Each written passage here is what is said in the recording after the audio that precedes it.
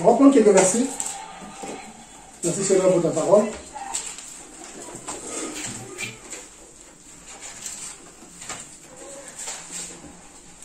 On va lire les apôtres.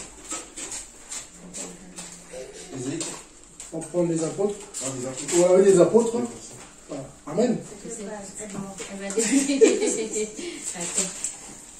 toute façon, si on prend, pardon, 2 Timothée. Amen. Prenons, par exemple, on prend 1 Timothée 3,16. Déjà, 1 Timothée 3,16. 1 Timothée, parce qu'il y a 1 et 2. 1 Timothée 3,16. Ici, c'est notre bien-aimé Paul qui parle ici. Pourquoi j'ai pris l'exemple de Paul? Parce que Paul, 1 Timothée 3,16.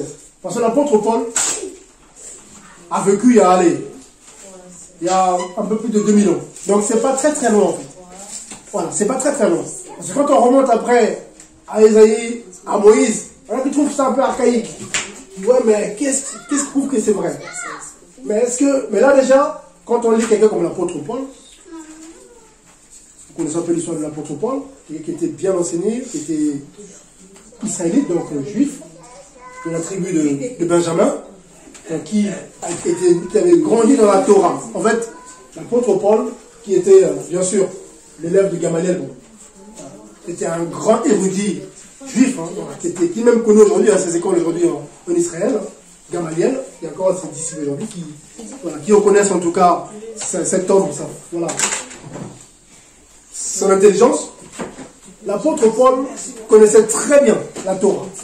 Donc quand il dit ici, je trouve peut lire, 1 Timothée 3,16. Quand il dit ça, 1 Timothée 3,16. Je peux lire, frère? 1 Timothée 3,16. Juste le verset 16. Là, on essaie de comprendre en tout cas qui est Jésus-Christ. Voilà, on va essayer de comprendre l'être. Voilà, amen. Qui a trouvé? Je le trouve, peut lire, amen. 1 Timothée 3,16. Lis ma soeur Ruth. Et la parole du Seigneur, 1 Timothée 3,16. Et sans contredire les mystères de la piété et de grand, c'est lui qui a été manifesté en chair, justifié par l'Esprit, dit des anges, prêché aux gentils, cru dans le monde, élevé dans la gloire. Amen. Déjà là, il y a un souci par rapport à sa version de la Bible. Donc la version de la Bible, il y a un problème. Ouais. C'est marqué celui. Or, dans les vraies traductions, c'est bien marqué Elohim, c'est marqué Théos, c'est marqué Dieu. Donc ça, c'est une version catholique. Ça, c'est la vue seconde, ça. C'est marqué celui. Du coup, qui? Donc Paul n'a pas dit ça. Paul a dit clairement. Et sans contredire, le mystère de la piété est grand. Dieu a été manifesté en chair, justifié par l'Esprit, prêché dans les nations, cru dans le monde et élevé dans la gloire. Bon, ma soeur, tu vois ma soeur Dior. Tu trouves pas? Non, oui. Attends, arrêtez ça ici. C'est un Timothée. C'est la page? C'est quand j'occupe les enfants. Voilà, ici. Timothée 3 et 16. Voilà. Désolé, ma soeur. Le mystère de la piété est grand. Dieu a été manifesté en chair, justifié par l'Esprit, vu des anges, prêché aux gentils, cru dans le monde et élevé dans la gloire. Vous voyez ce verset-là? Si on le disait après, on ne va rien comprendre. Dieu qui se manifeste, qui est prêché, qui est justifié, après qui est élevé. Amen. C'est un verset, si on prend le temps de le lire, on va le lire comme ça, mais si vous le creusez, tranquillement, vous allez voir qu'il y a beaucoup de messages là-dedans. Le premier des messages, le premier enseignement, c'est la divinité. Tout de suite, c'est Jésus que vous voyez là. Je dis qu'on prie. L'apôtre Paul est clair. Vous voyez là. Oui, il est mort, oui, il a mangé avec nous. Il a pleuré, c'est vrai. Il était fatigué, oui. Mais son identité. Amen. Son identité. C'est pas comme toi et moi. C'est ça qui fait que nous, on est chrétiens aujourd'hui. Parce que son identité, en fait, son être à lui, l'être qu'il est, c'est pas comme nous et... voilà. Non, c'est pas pareil. Ce n'est pas un simple homme. Comprenez? En gros, ce n'est pas une créature. Voilà, pour faire simple. En fait, c'est ça. Ce n'est pas une créature. Donc, si ce n'est pas une créature, c'est qui alors? Parce que ici, il dit, Dieu s'est manifesté. Dieu a apparu. Dieu est esprit. Amen. Dieu est esprit. Dieu est invisible. Dieu n'est pas humain. Vous comprenez? Dieu est omniscient, omnipotent, omni ce qu'on veut. Il est dans tout, en tout, même dans la feuille. La feuille qui pousse, dès qu'il y a la vie, Dieu est dedans. Comme la soeur a dit, je suis le chemin, la vérité et la vie. Et même on respire là. Dieu est là. Vous voyez? Et là, l'apôtre Paul dit quelque chose de très fort. Pour faire taire tous les contradisants. Parce qu'en ce temps-là, en ce temps de l'apôtre Paul, il y avait beaucoup de juifs qui voulaient empêcher l'évangile d'avancer. Il disait ouvertement, il écrit, vous imaginez le risque qu'il prend? Écrit ça. Ou à l'époque des Romains, à l'époque des Juifs, des Sadducéens, des scribes. Écrit ça, c'est dangereux. Qui? Celui qui est mort il y a 3-4 ans, donc à cette époque. Hein. Le Jésus là, c'est Dieu manifesté en chair. Non mais attends, Paul, tu cries quoi? Et vous croyez? Oui, on croit. Vous êtes sûr? Oui. Non. Venez, on vous met dans l'arène. Vous avez vu ce que Néron a fait? On met dans l'arène.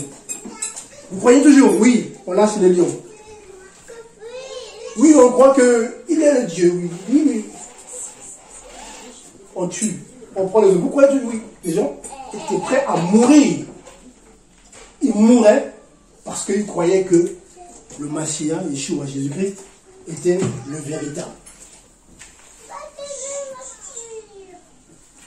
Amen. Donc, il ne regardait pas seulement à cet homme qui est né, bien sûr, par la puissance de Saint-Esprit, son père. Matthieu 2 est clair là-dessus. Et qui a grandi, qui était avec, une façon de parler, son beau-père, entre guillemets, Joseph, qu'il est levé, il a adopté, donc, qui était charpentier, parce que Joseph était charpentier. Donc, les gens l'ont vu. Même quand il est retourné chez lui, ils ont dit quoi? Celui-ci n'est pas le fils de Joseph, le charpentier. Et il vient nous dire quoi? Que c'est lui que les prophètes ont prêché. Scandale en Israël. Amen. Et nous, aujourd'hui, on croit cela. Que Jésus-Christ, c'est pas seulement parce qu'il est mort à la croix, pas seulement parce que, amen, il est le Messie, que du coup, on peut le prier. Non. D'après les prophéties, c'est parce que c'est la manifestation du seul vrai Elohim, le seul vrai Dieu. Pour chez les musulmans, c'est la manifestation d'Allah. Hein? Pour comprendre mon langage. Qui est invisible, qui est partout, mais il a décidé par sa propre volonté, moi, votre créateur, je suis venu.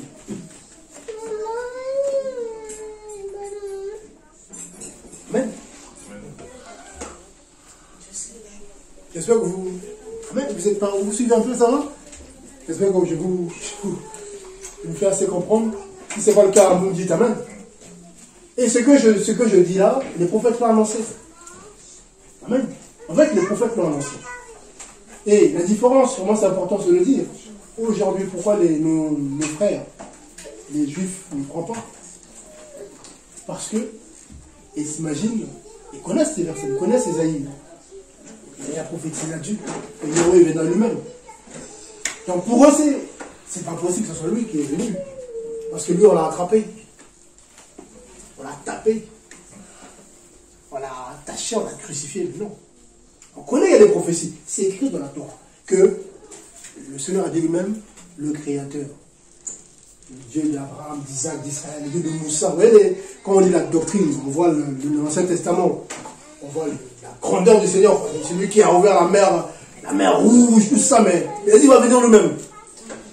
Et eux, quand ils voient, nous les chrétiens, croire que c'est le Messie qui est venu à 2000 ans, ils disent, mais c'est pas possible. Parce que pour nous, quand il va venir, il va mettre fin, pour eux, il va mettre fin à la guerre, il va mettre fin. En fait, ils n'ont pas compris la prophétie. Le Seigneur n'est pas venu d'abord pour un combat physique. Il est venu d'abord pour un combat spirituel. Pour nous sauver. Sauver quoi? Pas sauver de la famine. Il n'est pas venu nous sauver pour avoir un boulot. Il est d'abord pour sauver nos âmes. En fait, c'est ça en fait. Et seul Dieu peut sauver l'âme. Amen. Il y a des sauveurs partout, hein. Le pompier, c'est un sauveur aussi, le pompier. Quand il va te sauver, là, il fait une massacre cardiaque, tu retrouves la vie. Oh, sauveur, merci. Oui, mais ça n'a rien à voir avec l'âme humaine. On se prend aller au paradis, là-haut. Pour aller là-haut. Ce n'est pas une question de prière, de jeûne, de fortune. C'est une question de croire en quelqu'un. De croire en Jésus-Christ. Parce que c'est lui qui est le Dieu véritable. Donc celui ne trouve pas son paradis là. On n'y rentrera jamais. Donc tous ceux qui prêchent aujourd'hui que non, tu peux aller au paradis par un autre moyen que par le Messie. Ah, il y en a qui croient. Amen, beaucoup croient. Vous savez, je vous dis, quand je vois dans les réseaux, beaucoup suivent. Hein. Amen. Mais c'est triste. Donc d'où vraiment je voulais partager là-dessus aussi que Jésus-Christ, c'est le Créateur, manifesté en chair. Une fois qu'on a compris ça comme ça, le reste là c'est simple à comprendre.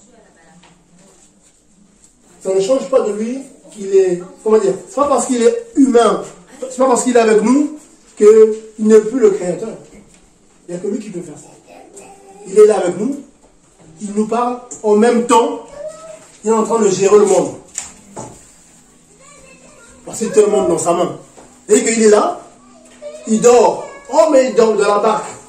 Le Seigneur dormait. Les apôtres l'ont réveillé. Seigneur, mais nous périssons, mais tu vois pas qu'on périt? Non, vous avez peur de quoi? Il a calmé le vent. Donc, c'est marqué, Jésus dormait. Donc, celui qui n'a pas la révélation du non, Dieu dort. Donc, si Dieu dort, qui gère les démons, on dirait que le diable fait la fête. Mais en fait, non. Comme je disais tout à l'heure, il y a l'être, président Macron, et ses attributs. Je ne sais pas si vous me faites comprendre en fait. Pour moi c'est très important parce que beaucoup parlent de Jésus, mais beaucoup ne savent pas de son identité qu'il est. Jésus c'est Elohim, c'est le Créateur, c'est Allah que vous voulez manifester en chair. Dès qu'on a compris ça, on a tout compris. Et on ne le verra plus comme n'importe quel prophète. Même dans sa chair, de la chair, c'était un prophète. Moi je dis ça aux gens, on a dit, mais oui. Et dans la chair, Moïse a prophétisé sur lui. Qu'un prophète viendra, il faut l'écouter. Celui qui ne l'écoutera pas sera exclu. Donc, Jésus, dans sa chair, était un prophète. Il est tout en fait. Il était aussi un envoyé, un messager. C'est ça en fait la toute puissance, en fait. C'est la folie de l'évangile.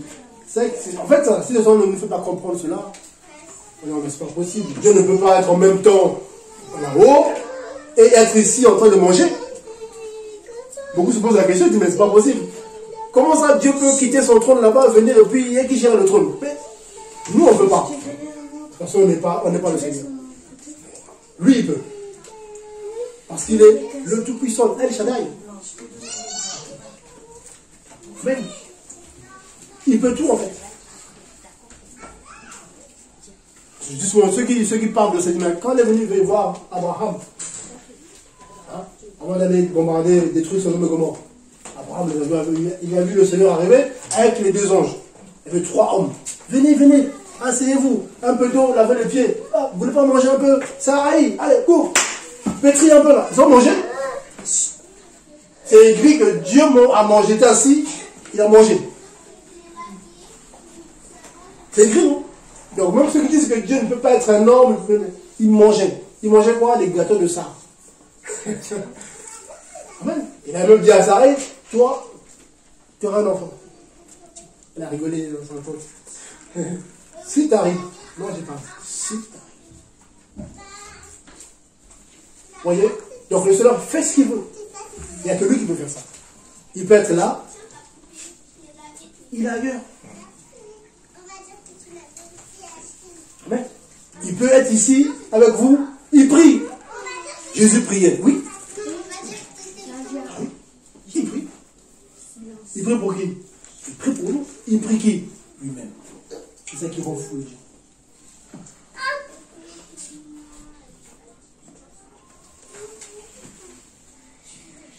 Amen. Je ne sais pas, je vais prendre de poser la parole. Je voulais vraiment revenir là-dessus avec quelques versets simples. Pour nous aider à comprendre si nous sommes aujourd'hui réunis là pour un seul nom. Jésus, Jésus en créole, je sais pas, toi tu es en Côte d'Ivoire, toi. On dit quoi en Côte d'Ivoire? Jésus aussi. En français. D'accord. On dit quoi quand on a son créole haïtien? Jésus. Jésus. Il y a aussi créole martiniquais. Mais c'est le même. Et partout où on l'invoque, il agit. C'est le seul être qui peut faire ça. Amen. Pourquoi? Parce qu'il est simplement la manifestation, l'apparition, l'incarnation du seul vrai Dieu. L'unique.